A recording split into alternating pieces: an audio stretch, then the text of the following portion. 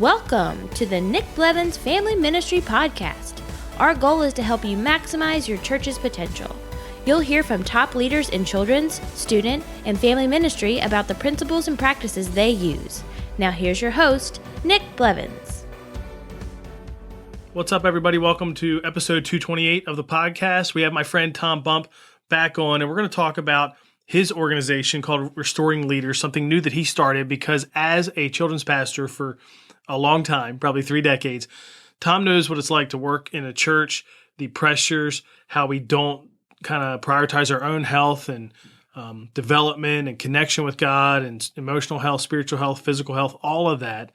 And he started Restoring Leaders because he knows that experience. Certainly this last year has made that so much worse. I just saw a stat the other day about teenagers and suicide and anxiety and depression and just how much that has risen throughout the pandemic. And I see stuff all the time on social media from pastors about needing a Sabbath, a sabbatical, needing more counseling, more help, needing a break, a chance to step away, all of those things. And we all feel that, right? If you're like most leaders I know, the pandemic hasn't just replaced something with something else. It's for maybe a season there, maybe a few months, you replaced what you used to do with online content. And for a short time, it may have actually been even easier.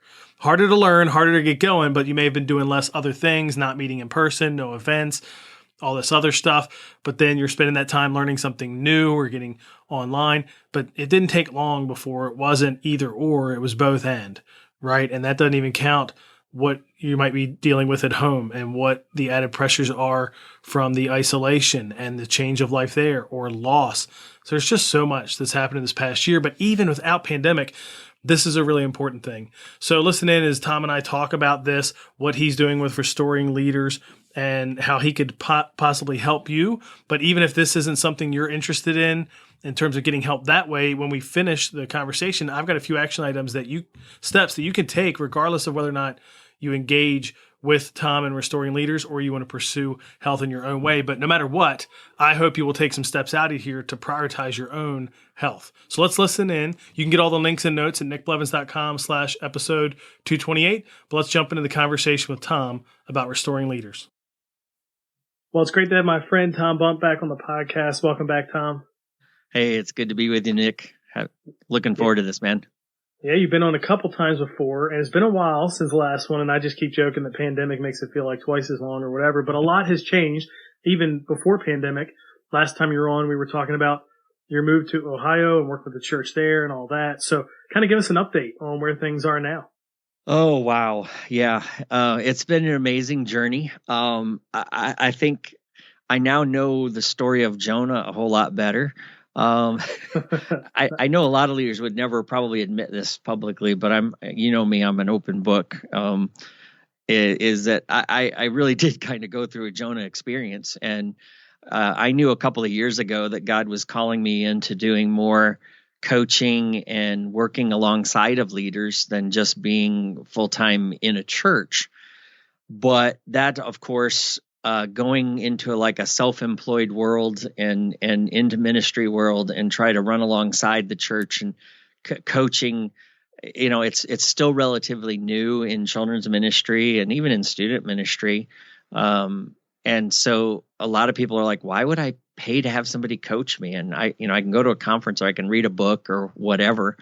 And I started attempting to launch something like that a couple years ago. And KMC coaching started and was doing well at first, but then, the pandemic just kind of really did hurt a lot of the people I was working with because of either losing their own jobs or getting cut back and that kind of thing. But I jumped away from what I knew God was calling me to, and jumped into a church and started working there. And what was funny is that,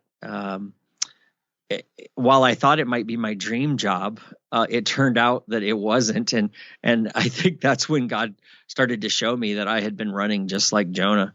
And it finally was like, okay, I need to get back into doing what I'm supposed to do. And I started realizing that I couldn't stay in the place that I was And God made it really uncomfortable for me there. I was a fish out of water. I was not in the right place.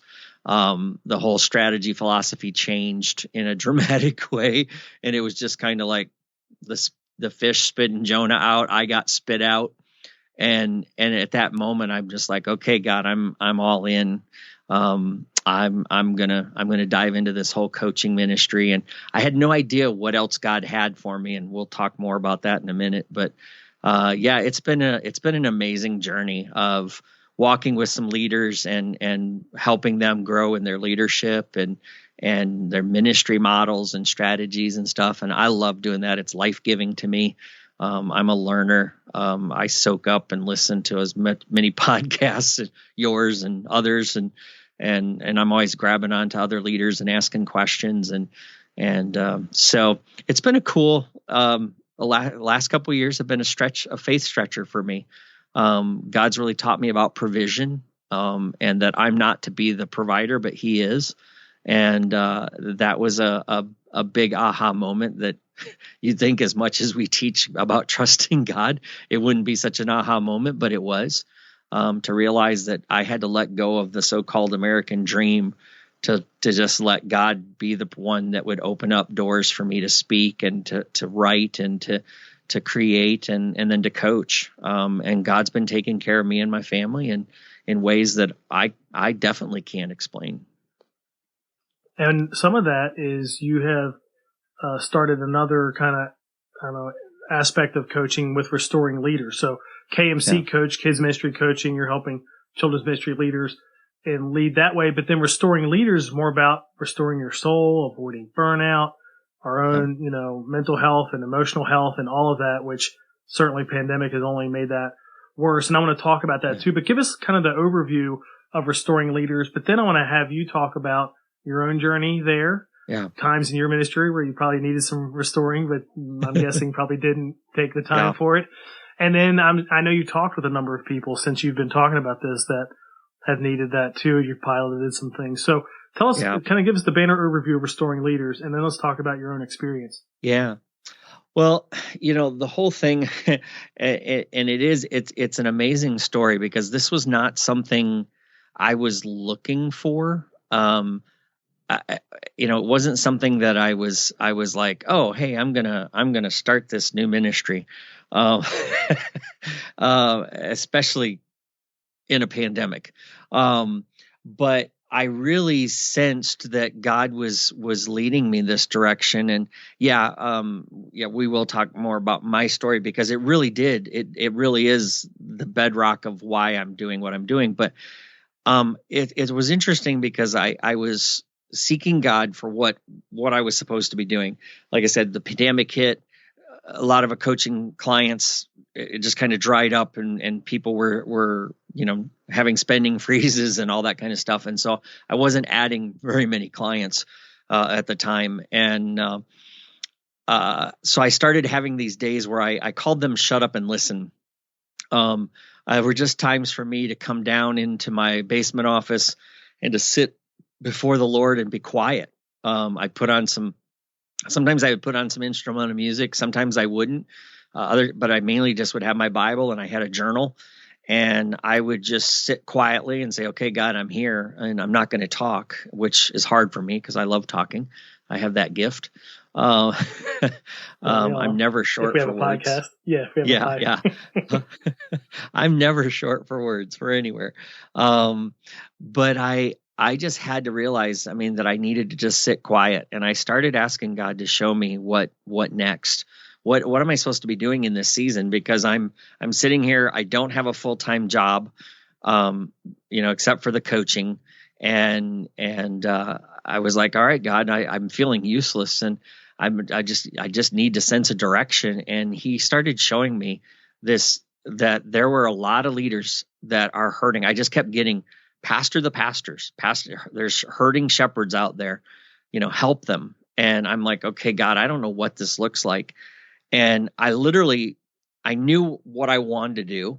I knew what God wanted me to do. I'll say it that way, but I didn't know what to call it or how to say it. So I didn't even have, the name was just like, I just kept saying the hurting leaders thing.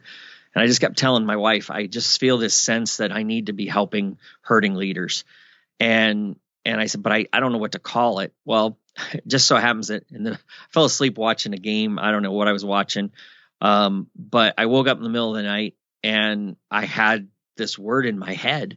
And so some reason I grabbed my phone and I grabbed the notes app and I typed in this word that was in my mind, and I fell right back asleep and didn't even think about it till later on. Was talking to some buddies of mine that I had told them about what I sensed God wanting me to do, but I didn't know what to call it. Gave them a list of names, and they all said, "Oh, these names are terrible. They suck. Boo, hiss, start over." Naming something stinks. And I'm like, "Hey, thanks, fellas. I appreciate your love and shooting straight with me." But okay, I'm not bringing you any more names. That took me hours to come up with that many. So then I went back to the drawing board, started trying to come up with some more names, and went out to my camper with my wife. And I handed her this list, and I said, "Hey, I need help because I got to push forward in this dream, and I know what I got to get going, but I don't know what to call it." And so I gave her this list and said, "Tell me what you think." And she sat quietly for a few minutes looking over this list, and then she's like, "Don't get mad." And you got to love it when your wife says that to you. So I started bracing for the worst. And she's like, "Tom, these all stink. I don't see anything good on this list." And I'm like, "Oh, you got to be kidding me." The best thing on this list is this blank space right here at the bottom. No, I'm just kidding. Yeah. But then she all of a sudden said, "But I have this word in my head that I think it's good." And I'm like, "Look, I don't care if it's bologna sandwich at this point. Yeah, I'll call it the bologna sandwich ministry. We're giving leaders, but I don't know. I'm full of bologna. I don't know. I was so desperate." And all of a sudden she looked right at me and said, "I have that word. It's restoration." She said, "I just feel like because of all your past and because of what you've been through and what you've seen so many other leaders go through, it's all about restoration. It's about restoring leaders."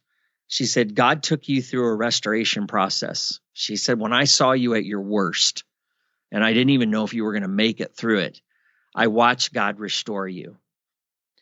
And I'm like, wow, that's deep. That's heavy, but that's spot on. I mean, I knew in my heart, boom. But then I'm like, are you sure that's not on the list? That's got to be on the list. And no kidding, I tore apart my camper. I carry a lot of journals with me and idea books. I'm always writing stuff down and forgetting where I put it. And so I'm tearing my camper apart, trying to find all these books because I know I'd written down that word. And then finally, after about 15 minutes of searching, I realized, check my phone. And I hit my phone, and I had typed in that night, restoration project. Those are the two things I put down. And when I said that to my wife, she's like, "Restoring leaders. That's it. Get busy, boy." So Restoring Leaders was born really that night, fully, where our goal is, it's really all about three things. It's restoring leaders' wounded hearts and helping them get back into ministry. It's about restoring leaders' souls so they can live whole and complete. And then it's about restoring leaders' minds so that they can get back at full capacity and then lead more and reach more. And I just feel like so many leaders out there are either on the verge of burnout, or they're burning out, or they're carrying this hurt from the past. There's a lot of people that have been getting let go. They've been blindsided, or maybe they saw it coming, but no matter what, it still hurts. And there's all this ministry pain. There's criticisms. There's all this stuff that we walk around with. And a lot of times, it's like, I think it's been Matthew West that's been singing that song, "I'm fine, but I'm not, I'm broken." That could have been my theme song. Because I kept telling people I was fine. And I hear a lot of leaders telling me, "I'm fine, but I'm not. I'm really broken." And I really felt like God was telling me this is where I need to go, is to step inside. And because I've gone through the process, I've journeyed through that valley. and I've survived, and I've come out on the other side, and I love the church. And I'm not doing this because I don't like the church or I don't think I could be a children's pastor or a youth pastor again or a family pastor. I'm doing this because God has led me to this, and this is my commission. This is now my life's mission. And so I've committed full time. My wife's committed to me doing this full time. And we just want to pour into leaders and see them restored and to stay in ministry. So I'm tired of seeing the stats of leaders walking away, because of burnout or because they're hurt. I want to teach them how, because I truly think I've learned some things that can keep you from burning out. And I think if you're operating in a right way, you won't burn out. So that's kind of the story of how Restoring Leaders started, was just, in the basement during the middle of a pandemic, through a dream that God gave me.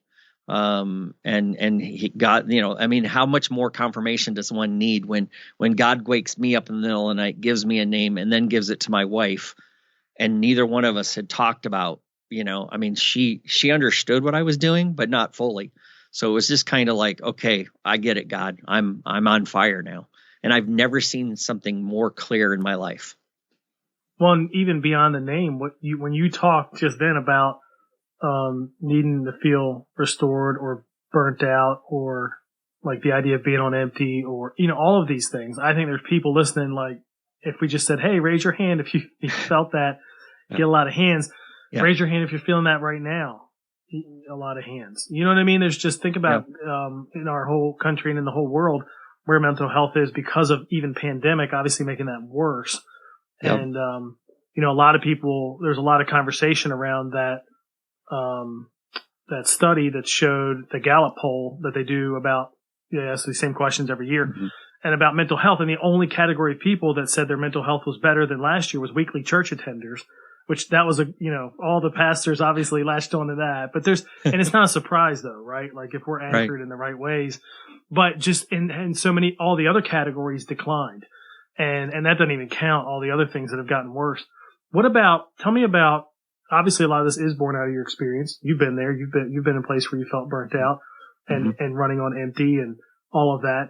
And then I know that since you have started this, you've had conversations with leaders. You do free calls. Like, if somebody goes to restoringleaders.org, they can schedule a free call. So tell me, like, some of your experience. What have you been hearing from other leaders as well, related to this topic of needing to be restored and feeling burnt out? Yeah. I've had the chance to do, and I'm going to continue to do these periodically, where I'm offering just kind of because what we want to start doing with Restoring Leaders is offering both online and in-person coaching. We also want to offer retreats. So maybe we'll talk about that in a few minutes, but what the kind of stuff looks like and what the ministry involves. But one of the things I've been offering lately is I started doing these 4 Saturdays of restoration, where I would take 4 Saturday mornings and just kind of give leaders that were interested a little taste of what an in-person retreat would look like. And one of the participants that did this, the way she described her life before this session started was, I feel like I'm in an eternal winter. All I'm doing is surviving from Sunday to Sunday. And even that is a grind. Even that is really brutal. And she said, when I started sharing some of the stuff that I do in this class, she's like, your stories are so much like my own. And she's like, because I know you've walked the path, and because I know you understand, she's like, it means a lot to know that there's somebody else out there. And she said, one of the things that I realize is that, the church doesn't often validate what we're feeling as leaders. And sometimes as leaders, especially if we're not senior leadership, it's very difficult for us to share that we're actually feeling these things, because then it feels like we're sharing too much weakness, that we're not handling the job well, we're not managing ourselves well. And it comes across as a negative when it shouldn't be. And one of the things that she told me was, she's like, well, she wrote me this note, let me just share a little bit because I think this is pretty cool. It's humbling to me. She's like, there's an understanding in ministry that we shouldn't or can't talk about some of this kind of stuff for fear of causing division in the church, and it's isolating and it's invalidating. And she said it nearly made me just pack up and quit for good. But she said, you shared with honesty and integrity, and you showed that restoration's possible and worth the journey.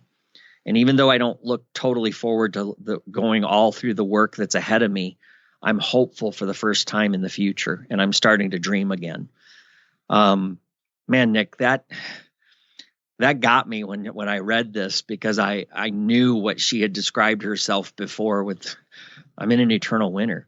And now that line, I'm beginning to dream again, just meant the world to me to say, all right, what I'm doing is helping. And I've had others that have gone through this already that I've started working with and talking with that have just said, thanks for being a place that I can safely talk to. And that's what I want people to hear.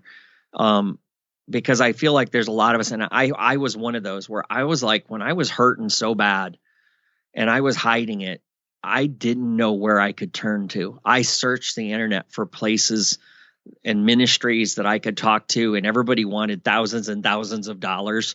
And I'm like, I'm a kids pastor. I don't have thousands of dollars. And I don't have time that I could take away to go do all this. And that's really part of why I said I got to start, because I started hearing the leaders crying out for help, and I started seeing people saying I'm burning out and I'm hurting and I'm lonely. And I felt that way. And so what I'm seeing now when we started doing these programs is that people finally go, I feel like others understand where I'm at. And I feel like I can finally safely express this without judgment. And that's what I wanted to do. That's what I was hoping to do. And it's nice to see that it's working. How about the pandemic effect? I mean, obviously this started, before that, and some of the conversations you had, obviously your experience, and you go through all of this before pandemic was a challenge for church leaders. I know, you and I have been to CPC. That is something they do really well. Michaela has only made that even better in her time directing it, is that there's this restoration that people feel when they go there to that conference. And I know that's a big draw. And so we all knew it was a need before, the idea that we serve and minister sometimes on an empty tank, but pandemic has made it worse. What have you seen in the conversations you've had with leaders? Cause I get the sense that it's like, they're, we're running with hair on fire, just surviving. But at some point, if not already, it's going to run out. You're going to run on empty for too long. The finish line, so to speak, is still kind of unknown, and people are going to burn out even more in a kind of a different way. What have you seen?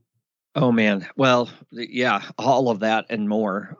It feels like, with all the restrictions and people not being able to go to in-person conferences, I mean, for a lot of people, even though this really, I tell people don't do this. I don't think it's healthy. But they go to conferences hoping that will be a restorative process. And yes, it is. I mean, yeah, I agree with you. CPC has done by far one of the best jobs I've seen of focusing on the leader's heart, during all their sessions, their general sessions especially. They've created this atmosphere of come and rest, come and exhale. But you're still working, at a conference, you're still working. You're grabbing knowledge that you're going to go home and use and implement in your thinking strategy.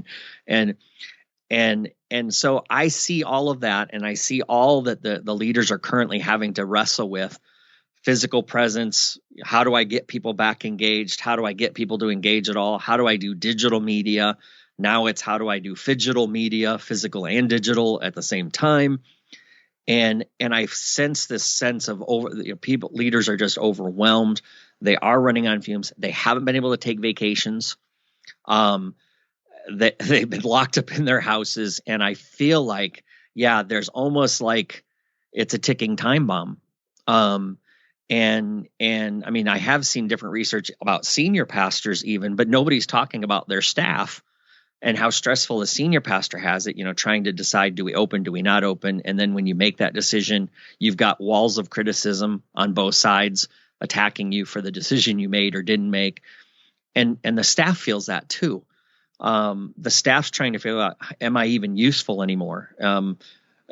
Is my job going to get cut because I'm not doing as much physical work as I am doing digital and blah, blah, blah. So I sense that there's a need for a large exhale. And that's part of why we want to do the retreats. We want to give leaders at least 3 nights and 4 days to come away and to exhale, to rest, to sleep, to learn to laugh again, to heal, to be heard, to share their story, to know that they're part of a community that they're not alone in. And that's really what the retreats are going to be. They're not a conference. They're not there. There will be some teaching done because I feel like I can help leaders and I want to help them negotiate some of the stuff they're dealing with. But I also want them to come and rest and have time to sit on a beach somewhere or sit in a backyard by a pool, sit someplace in the mountains. There's lots of places we're going to be doing these retreats. And I just want people to breathe because I sense that people just haven't had that time to exhale and rest. So I feel like it's almost a ticking time bomb. And I hate that. I hate that feeling. I'm on here and it's doom and gloom. But I also have this hope because I've watched God protect his people through this and sustain us through all of this. And I'm so encouraged by the creativity that leaders in children's ministry and student ministry are showing. I mean, there's a lot of people out there who had no clue how to do a YouTube video, and now they're killing it. And they're making all these great videos. They're coming up with all these creative ideas of doing drive-by ministry where they, a friend of mine, he was taking his children's staff and they were driving by families in neighborhoods and doing these pop-up parties. They would just pull up in a truck. They had their sound system. They would throw candy into the yard and they would just do this dance party in the neighborhood and drive off to the next place. And, there's all this kind of stuff going on. So I do see amazing things coming out of this, but I know on the personal side, I don't know who's been caring for those leaders. And so that's why I'm here, is just to let leaders know I'm here for you. I'm that person that's going to stand there and listen and let you vent. I told one guy the other day, I'm like, look, I'll just sit on the phone. You can vent away. I'll grunt just to let you know I'm there. And then if you want advice, you can ask for it. If you don't, just hang up. I'm okay with that. I'll take all that stuff to God and just drop it. I'm not going to carry it for you. I'm just going to drop it at the feet of Jesus and let it go. So yeah, I that's what I'm seeing right now. I'm seeing a lot of leaders that on the one hand are just blowing it out, crazy, amazing creativity and amazing strength. But I'm also seeing that internal, I'm tired and I need a break and I just don't know when I'm going to get it. Yeah. Well, it's just taken. There was a season there where it was digital only, so there was a lot of work pivoting to digital and YouTube and everything else. But then, a lot of churches are meeting now. Is a much smaller percentage that aren't meeting in some capacity in person now. So then it's both, and that's just really hard. Yeah. And it is taking a lot out. Well, as we kind of wrap up, what are some of the practical things with restoring leaders? You mentioned some of the things you're looking to do with retreats and things like that. I mentioned that you do a free call if people go on the site there, but tell us about some of that. Yeah. Obviously, I would love to talk to anybody that's interested and wants to know more, but yeah, we offer in-person, one-on-one mentoring. We'll walk with you. If you don't want to be a part of a group setting, we would gladly walk with you one-on-one and schedule time with you. We'll work with anybody's budget. I'm in the process of raising funds. If there's a listener out there that wants to bless the ministry, we're going to be a donation-based ministry because my goal is to be doing this full time and be able to help leaders wherever I can and however I can. We're going to be looking at doing this also we're going to be available to teach church staffs that if there's a staff that would like to have a retreat and talk about burnout prevention, we're going to be available to do those both virtually and in person, where I can come in and present some basic principles of burnout prevention. And we do a talk about what's in your backpack. And we talk a lot about we use a lot of hiking analogy and journeying through the valley and all of that. So we do one-on-one stuff. We're offering to churches to do those kind of things. We're also doing some online connection groups. So if you can't travel, there's going to be some online. Like I said, we do these 4 Saturdays. We're also doing them during the week now, and we'll be updating the website as we do more. That will take 4 sessions. It's 1 hour session. And teach you some of these principles, kind of dip your toe in the water of what a retreat would be like. And then these in-person retreats, we're going to be doing these all over the country. My hope is we'll start in the East Coast and in Florida, Michigan, Ohio, Indiana, Pennsylvania. We're going to be releasing those dates on our website real soon for some different locations that we'll have. Some will be limited in scope because we don't want them to be too large, because we want to create this intimacy, safe place. We don't want it to be too overwhelming, but we want some connection to happen there as well. So, we'll be the website's continually changing with information, just because I'm still gauging what all the pandemic rules are and different things like that, because we're going to try to always make sure we're always safe and careful, so that people don't have any fear of attending a retreat or that kind of thing. But that's why we offer all the online stuff as well, because again, our mission is just to help leaders get back in and stay in the ministry battle for the long haul. Now, for anybody that's in kids ministry, as we wrap up, tell us about Kids Ministry Collective Facebook groups, like 4,000 people in there now, which is awesome. You got the KMC podcast and the KMC coaching. Yeah. Well, if they go to our KMC, the Kid Ministry Collective Facebook group, if you're not in that, feel free to join. Just answer the questions, so we know you're legit kid person. It's funny how many people just ignore the questions, and it's like, no, I'm going to delete you. I hate doing that, but it's like, follow the directions, leader. It's terrible, I know, but I keep saying that all the time. But we have a community there, and under that umbrella, there's KMC coaching, which KMC coaching is more if you're looking for leadership, structure, development, team building, time management, all those kind of things. That's what KMC coaching is about. We offer a lot of in-person, virtual, I should say, but one-on-one coaching, mentoring, where I like to say it's built to you. It's what you want and what you need. I don't force anybody to buy any curriculum or books or any of that kind of stuff. There's no upselling. It's just straight up, you tell me where you want to go, and I'm going to build that program for you and with you on there. And so again, I'll work with any budget. I'm probably the cheapest coach around, but I feel like I've got 30 years of experience. I've been coached by some of the best. And so just because my prices are low doesn't mean I don't think my coaching is bad. But your audience. It's like you said, you don't have thousands of dollars when you're in kids ministry. Yeah, I joke you have thousands of dollars if it's VBS. Everything else you don't have thousands of dollars for. Yeah, but I also believe that you're worth, that a leader is worth investing in, and that they ought to be feeling like they're worth investing in. And if they want to grow and they want to develop, everybody does better with a coach. And I've done that. I mean, Jim Weidman was mine and still is. He's still kicking my butt all these years later.